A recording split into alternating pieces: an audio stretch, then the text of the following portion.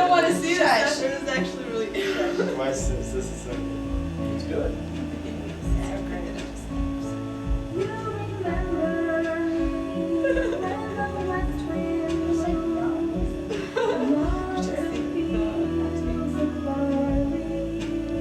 Your mom cries every time. Love your voice. Amanda, love your voice. Yeah, thank you. Did you see the haircut down? Yeah. I love that man. I do have a vein in my forehead. Somebody pointed that out to me once.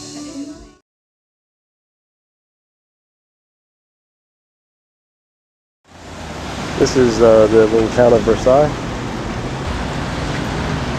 That's a dork. Shorter version of the same thing.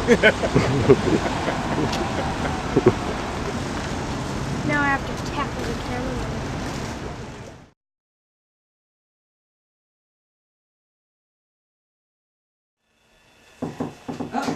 Who could that be? Wait, no, really, who is the father? It's the father. Everybody Dad, you know what I Favorite love? product. You know what I Product. You know what I love about your product? When you comb it, What did he do? it slants that way. It slants. It doesn't go straight back. It slants. Michael's documenting the boredom phase of our trip. Andy, lift your head up just a little bit. I was getting some shine from the back part of your head. Some glare. I couldn't compensate. I have to go with the backlight. All right. You guys are being a I'm little loud. giving you a status.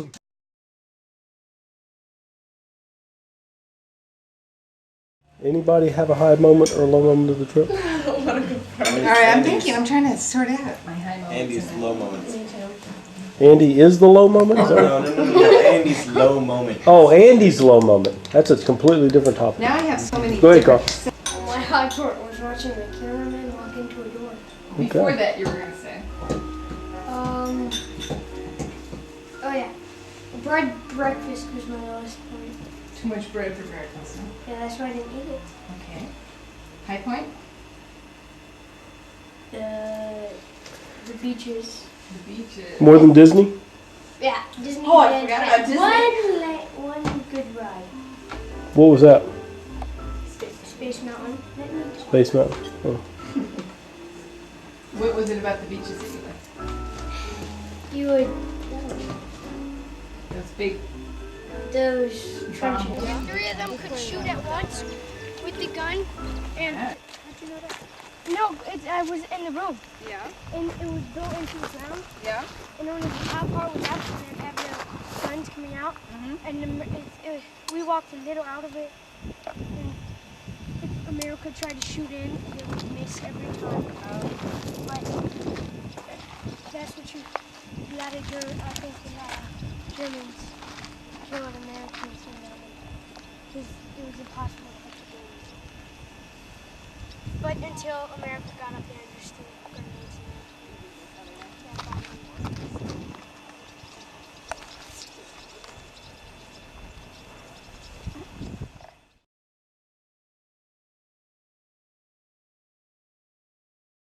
in Normandy, I like the beaches and the American cemetery. You would think on a 10-day trip I could come up with something better than a cemetery.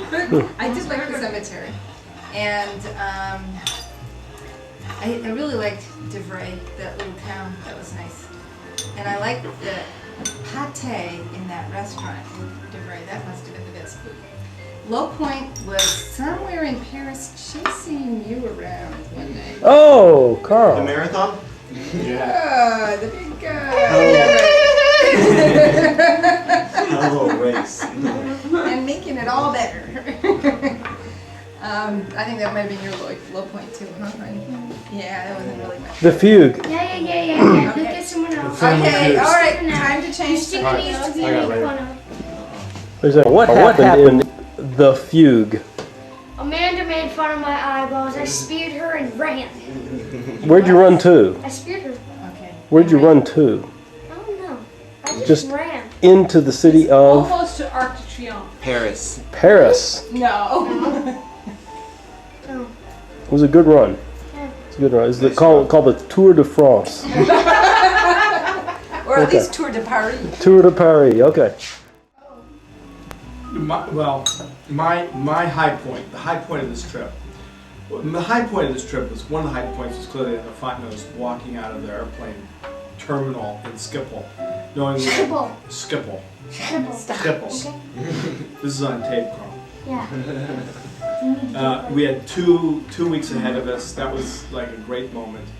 For me, the most moving moment of the trip was walking into the cemetery in Normandy and seeing these men all over. There were maybe 7 men cleaning, scrubbing the graves. So the tombstones, which are made of marble.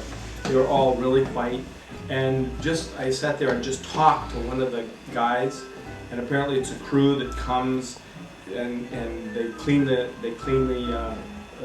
tombstones for about 4 months every year. And he just talked about what a privilege it was and how great it was to be able to do this. That he was moved by the fact that these men gave their lives for the freedom of France, and these were all Frenchmen doing it. So that was a really, I would say, a high point. The low point of the trip was, and Amanda, when you see this film, please forgive me. The low point of the trip for me was when we arrived in Paris, and as usual, there's a certain number of rooms, and the kids all go up and they choose the best rooms. And when I realized that Sarah and Michael were in the room that had, they were in the room that was like 4 by 4, I realized that the rooms had been misallocated. And when I told Amanda and Christina that we were not going to do that Sarah and Michael were going to get one of the better rooms, there was a moment of, if you'll remember the flume, Amanda? You remember the flume? She came in and she was like,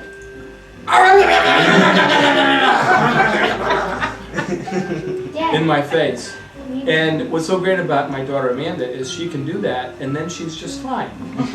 But that was, I thought, we'd just gone off the edge, and that was a low moment because, everybody was upset there for about, I think everybody was upset for about, half an hour until we met as a family. Not me. Not Okay, about me and Gordon were Rome, asleep. Not about And not me, I was just walking around. Okay, we had variety. Or running. a variety of upsets. That was the low moment. That's it. My high moment, my low moment. Wait, Andrew, do your impression of Amanda's screen.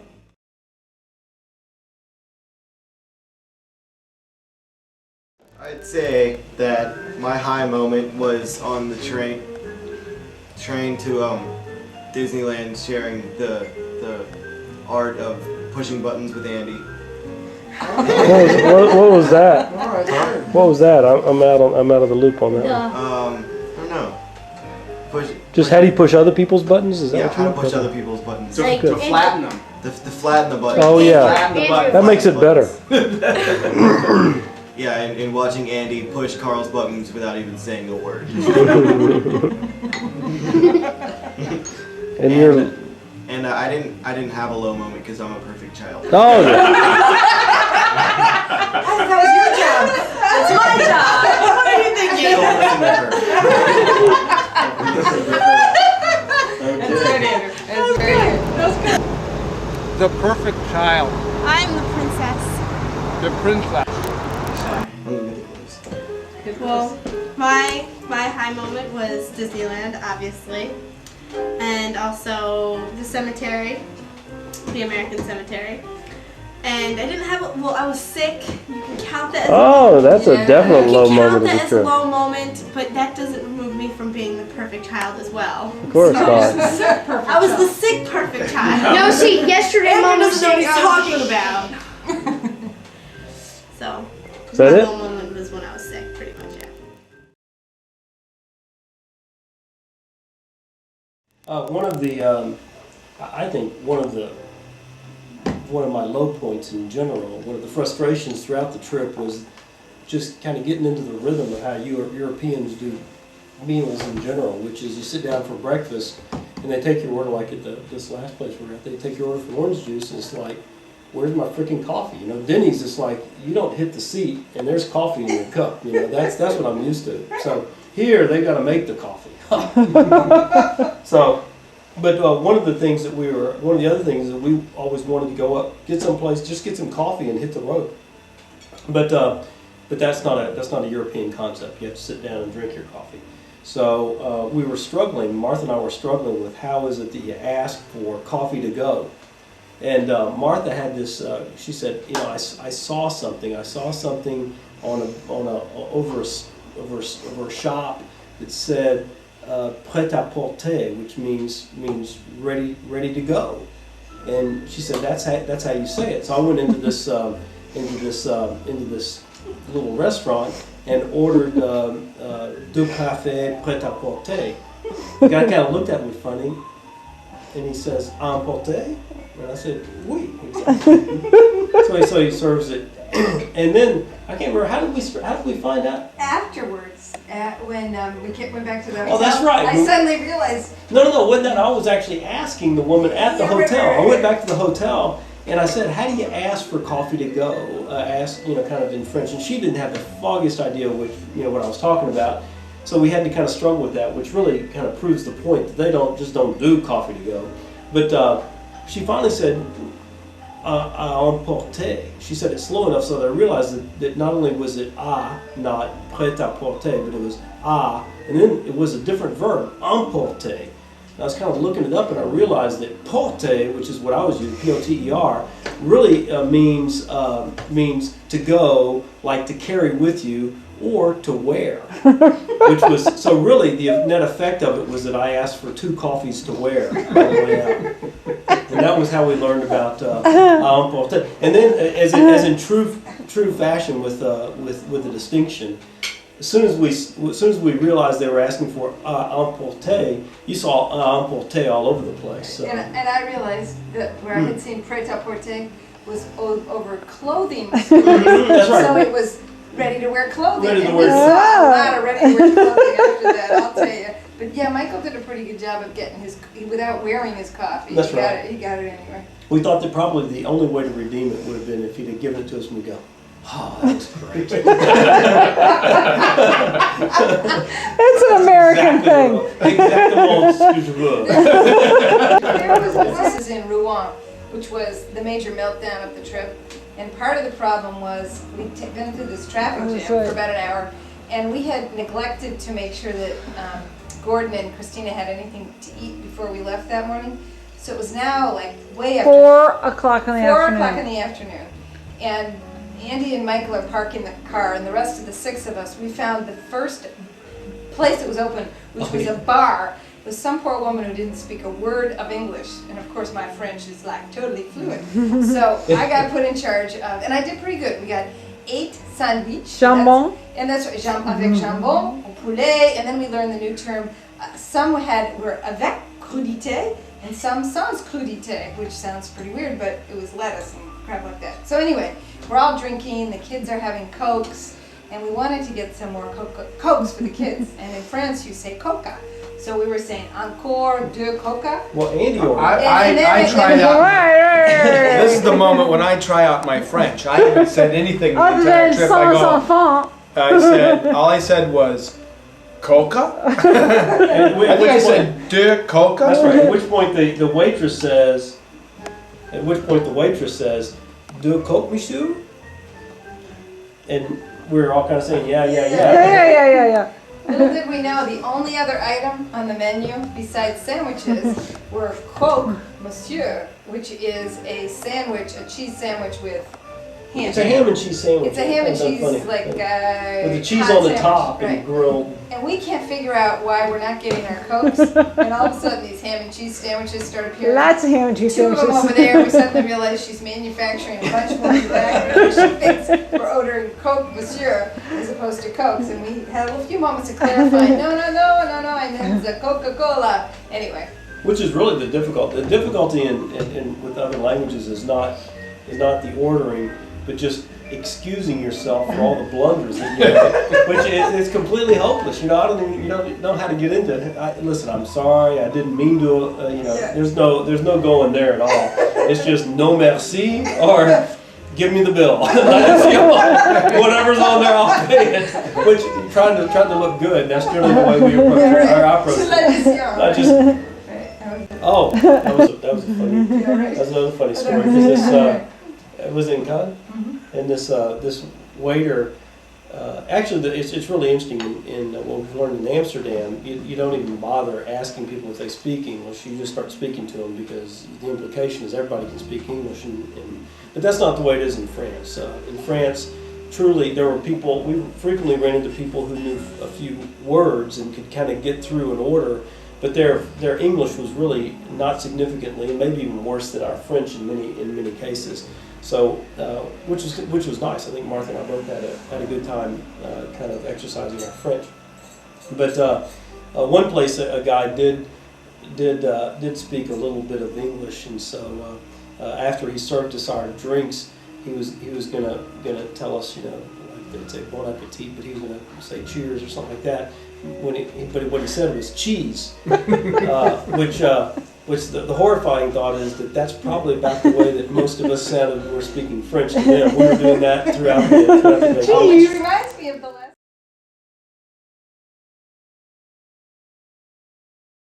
My moment, and half of y'all missed it, but Andy and Martha and I, we walk into the gardens of Versailles, and that music is being piped through the bushes, all the period music, and we're walking through the gardens of Versailles, and the music's all around us, and it was just this glorious day, and it was that was a perfect moment. Versailles was the gardens of Versailles. Was a perfect. That was like, okay, low. Your low moment. How about the high ones? I really like the beach out of Calais. Yeah, that was great. Beach. That was the nice. Opal Beach last Thursday. Hold on. Wait a minute. Don't do it. What? Your low moment. We're getting Are there. you telling me what my You little can't is? edit that stuff out, Andrew. What Nothing was? No, just tell me what you think my Rouen. little. Oh yeah. Thank you. Low moments to the camera. I hate Rouen. Andrew Derwin Fontenot is now allowed to change his name to Andrew the Dump Fontenot. Andrew Superfly Fontenot. That's what I'm going for. It was being in Rouen, hating Rouen. No, Rouen. I don't care, the dump and the cathedral. And I remember I knew I was probably a titch on it when I walked out of the cathedral, and Andy said, "What's it like in there?" And I said, "It's a dump." I guess my high point was the Asian guy doing what Andy couldn't and moving the line out of the sun into the shade at Versailles. Okay, Andy, is there any particular comment that you want to make about that? The Asian guy. You're going to blame it on me, right? Did something that I just didn't do. Yeah. That was a high moment. What did he do? Show what he did. Tell what he did. Well, I had the idea, and I just didn't do it. Andy, the camera's on Gordon right now. What did he do? You just said There was a line. Where was the line? Cause it was out in the sun, like there was shade here, and the line went like that. And he just said, "Move the line this way." He said people are getting sick from the Yeah. sun. there are probably 100 people on the line. I mean, I don't even know. Yeah. At least, yeah. Okay.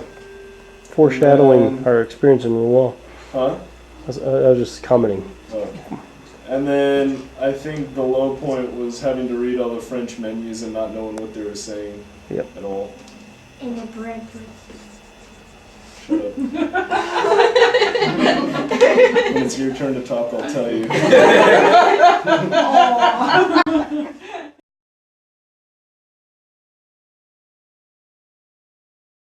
Okay. Martha Miser's low point and high point, take 2. All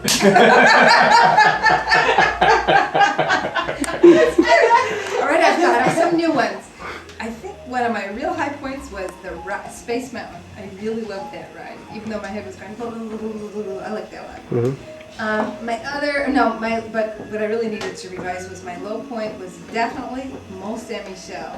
I was wondering about that. I know, I must have repressed it. I even forgot it the first time around. But I thought it was the biggest tourist trap I've ever run into. And okay, we read the guidebook afterwards that says you're supposed to come in the morning before the tour buses and go right to the top. But I hated it. I will tell everybody I know not to go there. Sarah Fontenot's high point and low point take two. Paris, it seems so long ago, I've forgotten Paris, but there was that moment when I went off to the Rodin Museum, which was fabulous, been all by myself, and I came back and I got the bottle of wine and we were sitting on our porch outside there, and the four of us sitting on our porch waiting for it to fall off the highway, off the building, but having camembert and wine and sitting there and the sounds of Paris all around us was wonderful. And then the next night, going to the, you guys had gone to the Latin Quarter, and so being in the Latin Quarter and getting to see that was great. So you've got 20, I know, you said 20 high points. But then Can't have 20 high points. The other low point was when I thought you went back upstairs to have a lifelong commitment with a French waitress. Tunisian Oh, waitress in Paris at Hard Rock Cafe. Okay. That would be another Yeah. low point. Well, for me, definitely my high point is that Tunisian waitress. Oh, you bastard. No doubt. It was like all over me. Anyway, no, really my high point that can be discussed on tape is the Latin Quarter. There's no doubt. To me, that was just, it was France. I mean, it was Paris. It was entirely Paris. The streets being so narrow and intimate that way, and a great restaurant. Just kind of seeing out the weather was perfect, and just all this, just strolling through the streets, and there's people all over the place, and the French, everybody speaking French, and even our waitress couldn't speak a lick of English, and so forced Martha and I into speaking French. That was great. The low point, no doubt about it, was the traffic jam in Rouen. Andy and I, which was set up perfectly, because Andy and I make this right-hand turn. We're basically trying to go down to the cathedral area of Rouen. Make this right-hand turn onto this street, and it is like clear day. We've been in the traffic jam. It's clear daylight. We probably could have driven, 50, 60 miles an hour down this street when we realized this was a bus lane only, and we were going in the wrong direction. And who was following you? And Martha and Sarah and their car was close behind. We ditched over the curb into the correct street, and then got ourselves into one of the world's worst traffic jams in history. This was probably, we were easily an hour in the traffic jam, just trying to find a place to park, knowing full well that we were only halfway through the traffic jam, so that when we got out, we had to get in the traffic jam again. And then to make matters worse, we basically pull out of the traffic jam to try to get back onto the highway, realize that one street over and we're on the big highway back to where we wanted to be, so we made this U-turn, came back, and guess what we found? We're right back into line, and so we ditched out of that particular line to avoid the traffic jam again. But no doubt about it, that was the low point.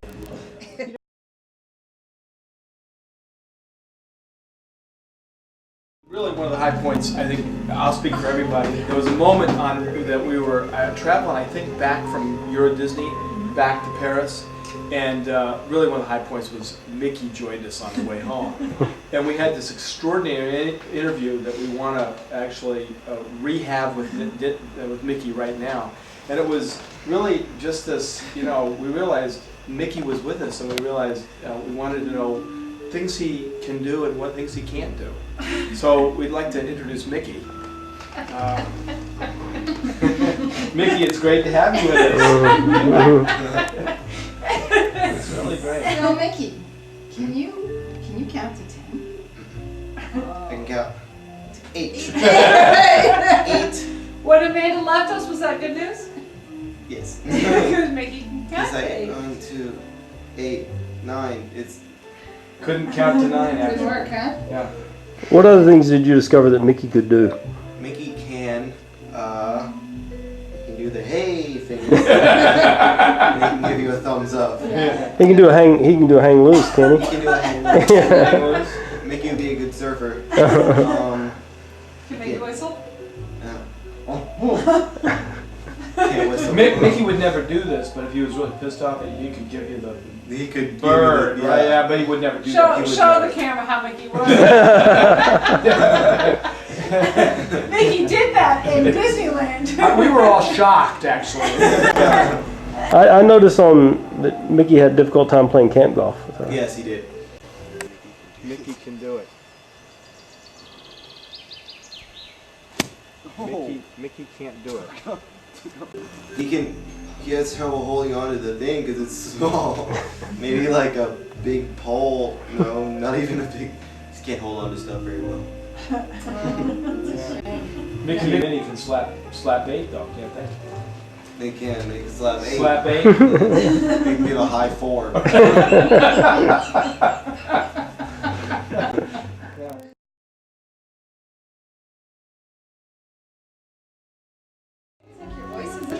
Is that the same hat you were wearing? See, you're starting to see the entirety of this. I mean, this thing is thought through frame by frame.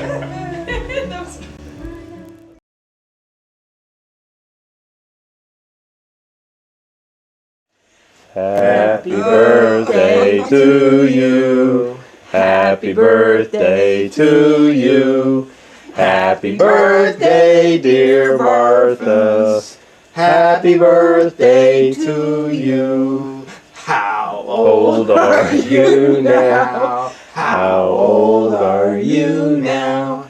How old are you? Hold that point on that. We can zoom in and you say 50! How old are you now? Hey, Martha. How's it feel? Thank you. Well, I was having this really amazing dream, but... That you were old? I think I wasn't old in that dream, but it feels like 49 and a half, doesn't it now? Yeah, hardly. But then Completely beyond indistinguishable from that, 49 the and second half of the answer is it 364, feels 365th. old. Half a century.